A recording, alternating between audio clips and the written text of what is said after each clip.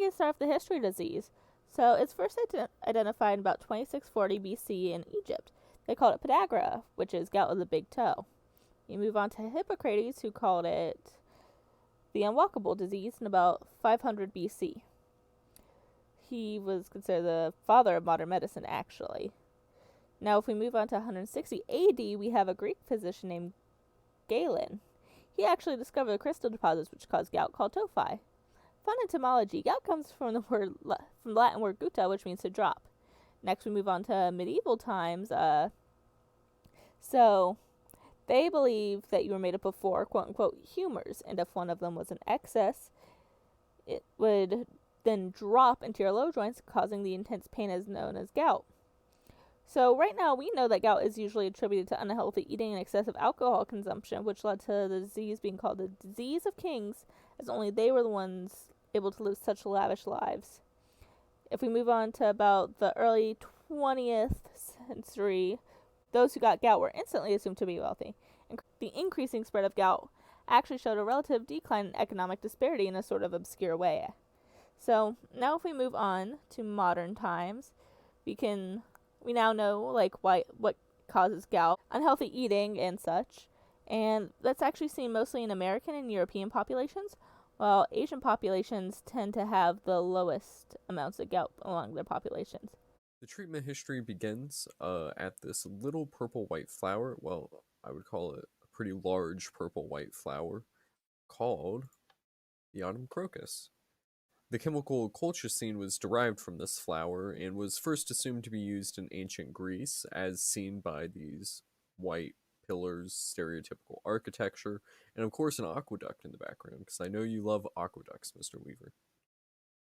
And the first recorded treatment using this was done by a Byzantine Christian physician named Alexander of Tralles in the 6th century AD. This is supposed to be our little representation of him, but he's looking a little hollow.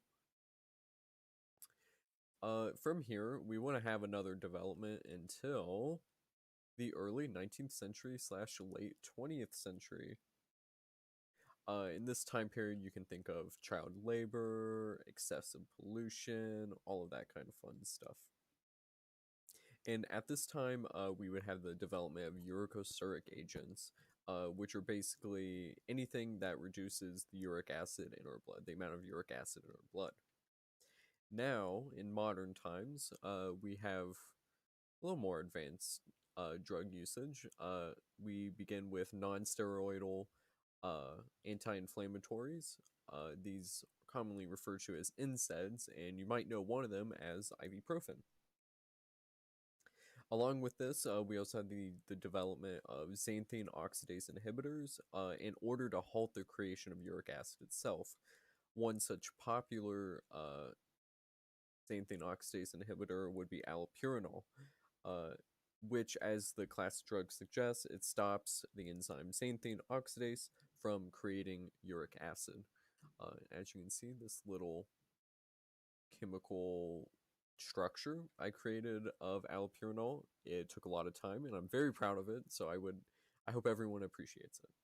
So gout is a form of arthritis and is often characterized by sudden and severe attacks of pain, as indicated by our very large red emanating pain arrows. Often gout is commonly found in the big toe, which is the joint between the metatarsal and our proximal phalange, as you can see here. In this intense bout of pain, there's lingering discomfort for some days or even weeks after. So if you have one attack, you most likely will have more attacks, and this is not something that will resolve on its own, so we need to have it treated as soon as possible. So, if gout causes severe pain and inflammation, what causes that? Well, you can kind of tell just by our diagram right here. We have in our body large deposits of uric acid. These large crystal deposits are hard and very sharp. And from the inside of the joint, they basically rip apart your integument. And as we know from Unit 1, damage to the integument causes inflammation, and inflammation causes swelling, and that swelling pushes against your nerves, and thus we have pain. So, if the symptoms are inflammation and pain, how does this happen? How does the uric acid get here to rip apart our integument around our joints? Well, that's actually going to begin in our intestines. So, in our stomach, we eat foods, and within these foods, we have purines. You might recognize the word purine as it is our adenine and guanine bases. So, it is a nucleic acid, and as we know, nucleic acids are first notably broken down within the small intestine, specifically the duodenum. So, why don't we go ahead inside of the duodenum? Alright, so this is like my Minecraft rendering of the duodenum. I'd imagine it's very dark and very moist. And I would hope you do not have redstone torches in your duodenum. We have inside the duodenum the breakdown of purines. Purines, the main byproduct of them is uric acid, and they're broken down by pancreatic nucleases. So here we have the byproduct of uric acid being created, and so we have to get rid of that somehow. And that leads us to dun, dun, dun, dun. So here we are inside of a blood vessel. Well, my rendering of a blood vessel. I hope you don't have lava in your blood vessel either. So following this blood vessel, we end up in, can anyone guess? It's the renal corpuscle, and these little red blocks, I think it's nylium from the nether. These little red blocks are supposed to represent our glomerulus.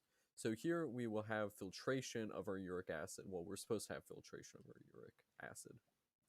So if we consume a lot of purine-rich foods and uric acid ends up in our blood and comes here to be filtered, if we produce just too much uric acid, then our kidneys simply can't keep up. It can only filter out so much uric acid. And so, if we were producing a lot of uric acid by eating a lot of purine-rich foods, then we'll have an excess of uric acid inside of our blood, which we call hyperuricemia. And hyperuricemia is the basis of gout because we need to have a lot of uric acid so that it can build up inside of our joints. So we can also get hyperuricemia if our kidneys are damaged. I don't know, let's say a tiny individual teleports into your kidneys and blows up a bunch of nephrons. So at this rate, we will not be filtering uric acid at a very productive rate, and so uric acid will begin to build up inside of our blood vessels. So now we know what causes hyperuricemia. And hyperuricemia, the uric acid needs to go somewhere, and it usually ends up in our joints. So how do we end up treating this? So let's exit our nephron.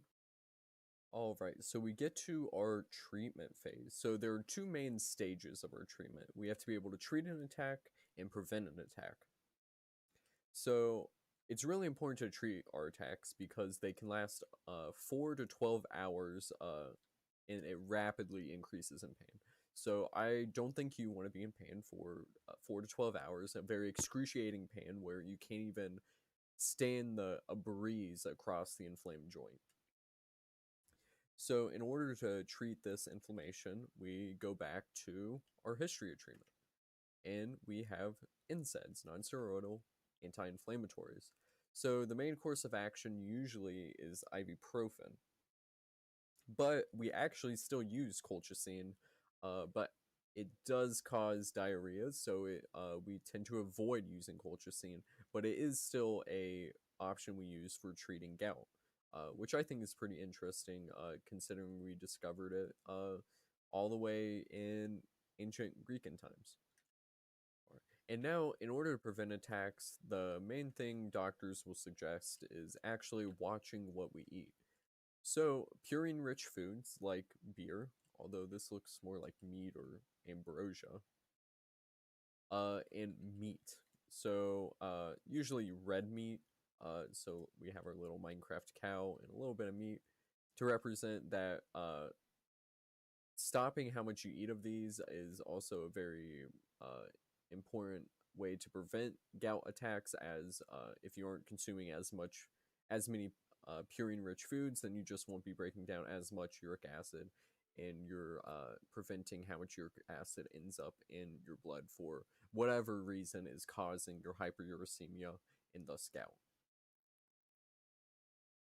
We can also, as mentioned earlier, use allopurinol in order to treat gout before it even occurs. And allopurinol works by stopping the production of uric acid in our duodenum. And in that case, we won't have as much uric acid in the blood because we just aren't producing as much of it. Because this bad boy right here is stopping its production. So if these are the main treatments for gout, how do these treatments work? They work. So to start with, we have NSAIDs. NSAIDs primarily impact our nervous system.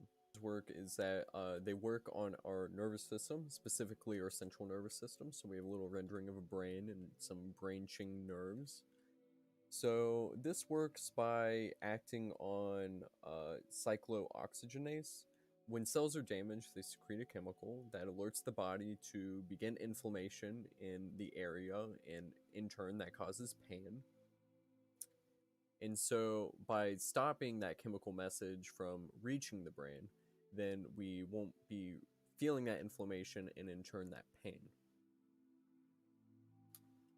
Now the other one, colchicine, it similarly stops inflammation by binding to tubulin creators, and so we also won't be getting those messages sent to the nervous system. Another important or notable thing for reducing gout attacks and preventing them is to reduce the amount of diuretics you're taking, or try to eliminate diuretics from your medication lineup. So that's important because, as we know, diuretics cause us to pee a lot. So here we are, a little nephron, and as we know, we want to reabsorb water, but ultimately we have a lot of water loss when we pee. So diuretics naturally cause us to lose a lot of water as we are urinating. And so that loss of water in turn causes uric acid to become more concentrated in the blood. So it increases the likelihood that this uric acid will begin to deposit inside of our joints and cause gout flare-ups, or gout to appear in other joints, causing even more pain. And of course, we're back at allopurinol, and this works, as mentioned a little bit earlier, by stopping the production of uric acid by inhibiting the enzyme which creates the byproduct of uric acid. Ultimately, if allopurinol reduces the amount of uric acid being produced, we won't have as much uric acid needing to be filtered by the renal corpuscle, and that effectively decreases the amount of uric acid in our blood, and we can return to relatively normal levels. And back to the beginning of the class, we achieve homeostatic balance of our uric acid.